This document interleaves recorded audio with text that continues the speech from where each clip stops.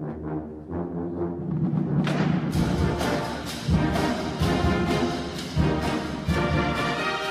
again, everybody. Welcome into Gamecock Central Radio. Emerson Phillips joined by Gamecock Central columnist Scott Davis. South Carolina coming off a 24-14 loss to Florida yesterday. And, Scott, it's been a difficult year for Gamecock fans. That may be an understatement, and your column this week touches on that a little bit. First of all, how was your weekend? How are you getting along? Well, I had a good weekend. My in-laws came down this weekend, and it's always fun to host the in-laws. But Emerson, I really thought we'd win this football game Saturday, and I thought we would look like a better football team than we did, and it just didn't work out that way.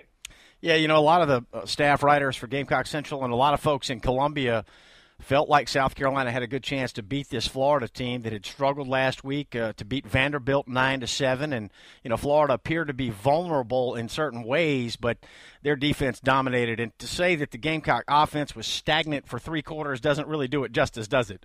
Well, 44 yards in three quarters is just not going to get it done in the SEC. And we knew this Florida Gator defense was elite and good and talented, but what the Gamecock offense put up on Saturday was really stunning. They just could not move the football. There was a lot of running up the middle on first down, and it just didn't work out. And so it was one of those games that was frustrating to watch for everybody that's a Gamecock fan, and, you know, just one of those things. So, Scott, it looks like the Gamecocks are reduced to playing out the string, and that's the theme of your column this week, and it's a theme that's familiar to us older Gamecock fans. I think younger generations of Gamecock fans are not accustomed to this, but those of us that are a little bit longer in the tooth know that feeling all too well, unfortunately. Well, I'm accustomed to it now at this point. I've gotten used to seeing the Gamecocks go to bowl games and at least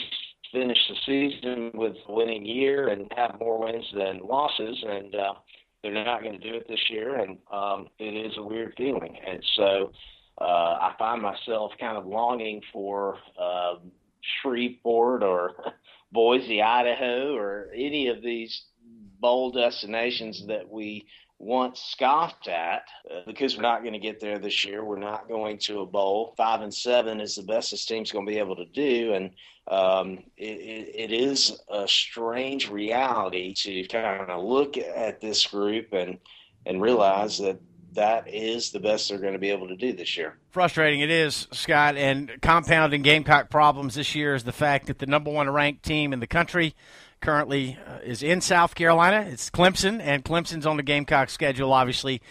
Coming up a week from Saturday, the Gamecocks will have to take on this Clemson team that's ranked number one, and that's not helping the problems of Gamecock fans right now. It's scary, Emerson. They're undefeated. They looked as though they could lose the game yesterday to Syracuse, but didn't. And, you know, if you're a Gamecock fan and you're hoping for somebody somewhere to find a way to take them out of this playoff competition, you know, yesterday was a game that you were really clinging to, and it just didn't happen. And so, as I've said, I guess I've said this really going back 3 or 4 weeks now, I really believe South Carolina is their best opportunity left to lose a football game, and it's hard to hang your hopes on that, but we'll see what happens. Right, Clemson's got Wake Forest this week, and then they come to Columbia on the 28th, and the Gamecocks obviously have the Citadel and a noon kickoff this Saturday, and then the Clemson game to wrap up the regular season. Emerson Phillips with Scott Davis here on Gamecock Central Radio. You can get breaking Gamecock news alerts delivered to your email inbox. Just text USC to 42828. Text USC to 42828 or visit the GamecockCentral.com homepage. Scott, a weekly feature in your column, you hand out Pharaoh Cooper large pepperoni pizza with extra cheese game balls, and the only person to receive a game ball this week is Pharaoh Cooper himself. Well, Pharaoh Cooper, you know, as I said last week when I talked to you, is one of my favorite Gamecock players over the last 10 years, and he's he's a guy that's just been really resilient. He continues to work hard and play hard for this team and doesn't complain about the fact that he is not on a very good football team, unfortunately. And, he went out there and he didn't put up eye-popping statistical numbers, but he did, score a touchdown through the air. He also threw one through the air to Perry Worth, which was crazy and fun, and also led the Gamecocks in rushing with 16 yards. And so, you're having a bad day on offense when a wide receiver leads your club with rushing yards and 16 yards. And, Scott, a handful of Roger Goodell deflated balls this week. I'll let you pick out some of the highlights. There were plenty to go around. There sure were. I was really disappointed in Emerson with the penalty on Perry Orth when the Gamecocks scored a touchdown on a flea flicker. Perry Orth ran into the end zone, caught a pass from Pharaoh Cooper, and spun the ball in a spinning motion and celebrated with his teammates, and was somehow or another accused of unsportsmanlike conduct by the referees. It didn't really end up meaning that much in the general scheme of things, but again, it goes back to what I said in my column during the Vanderbilt game a couple weeks ago. This is the only sport in which you are penalized for being happy and being excited, and that was just strange to me. If he had taken off his helmet, run across the sidelines to Florida and given a throat-slashing gesture or something like that, then I could have understood it, but he did nothing of the kind, and that was, to me, just something that I just don't understand why you throw a flag there. All right, it's Emerson Phillips and Scott Davis here on Gamecock Central Radio. We've got new smartphone apps that are available now. Just simply search Gamecock Central Radio. The new Android app is out, and we've also got the new iPhone app available now as well. And we're on iTunes. Just search Gamecock Central Radio. Scott is a columnist for Gamecock Central, and he kind of gives us a fan's perspective on Gamecock football each week. And South Carolina coming off this 24-14 loss to the Florida Gators, who are headed to Atlanta to play for the SEC Championship. Pharaoh Cooper got the only Pharaoh Cooper game ball this week. Scott mentions in his column that Gamecock fans should probably enjoy him while he's here. Sure feels like only 2 games left in Pharaoh Cooper's Gamecock career. Scott offered a thank you to Pharaoh Cooper for all of his efforts here at the University of South Carolina. And, Scott, numerous Roger Goodell deflated game balls this week. One goes to your wife. I was surprised to read that. Tell us about that. Yeah, my wife hates Florida. There's no other way to say it. She just can't stand them, and has always hated the Gators.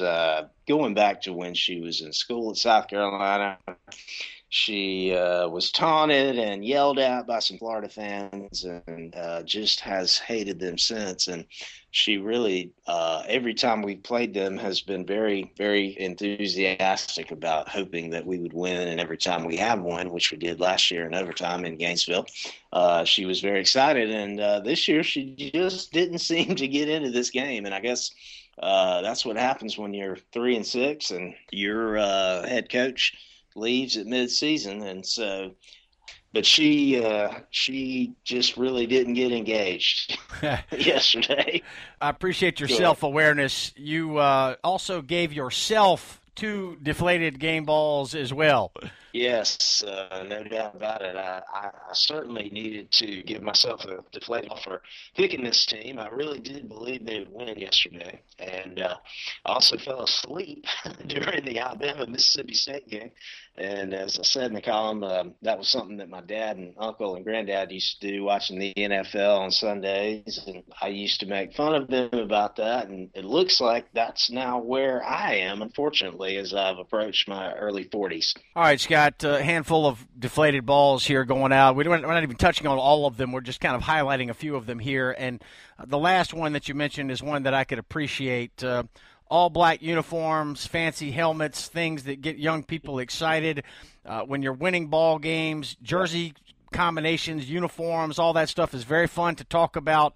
But, again, being an older generation Gamecock fan, I'm not the least bit interested in uniform talk when the Gamecocks are losing football games. So all the hype about the uniforms and the helmets yesterday doesn't help you block and tackle, does it? It doesn't. And a lot of people have talked about Oregon as an example of a university that gets the young folks excited with all these uniform combinations and different helmets and so on. And they've suggested that the Gamecocks maybe need to do the same to get the kids excited. And we ran out there last night with an all-black combo on jerseys and pants, which we've done against Florida a couple times in the past, and every time we've done it, we've gotten beaten soundly. And we also produced a helmet that was new and fresh and excites the kids, and it just doesn't seem that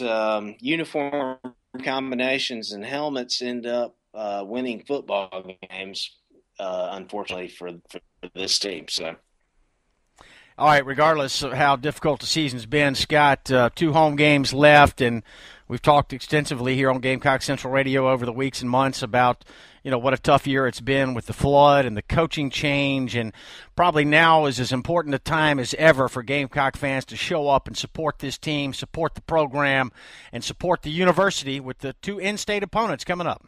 I think so. I really do. I know that Gamecock fans want to see us finish out this year with something resembling authority, and I know the coaches want to do that too, and certainly the players do. So I would hope that Gamecock Nation would get out to Williams-Brice Stadium on Saturday and fill up that stadium against the Citadel. I know it's meaningless. I know you're not going to a bowl. I know that winning that game isn't going to mean all that much in the grand scheme of things. But I think it's time to show these players that you care and that you love this program, and so I hope that we'll all do that.